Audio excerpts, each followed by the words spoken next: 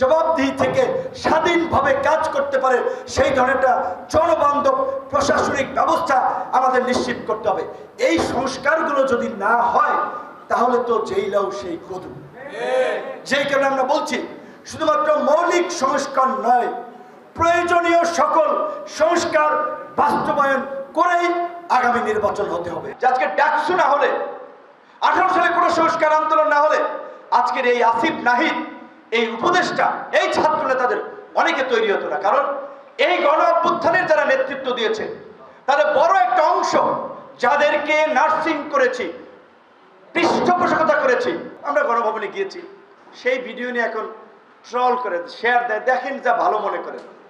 আরে ভাই, এই অল্প বয়সে যা করেছি তোমাদের 14 গোষ্ঠীর 14 পুরুষও সেই ভূমিকা। আজকে বিপিনুরের জন্ম না হলে, এই ছাত্র অধিকার পরিষদের জন্ম না হলে, ডাকসু নির্বাচন না হলে আজকে 24-এর গণ অভ্যুত্থান এই বাংলাদেশে হতো না।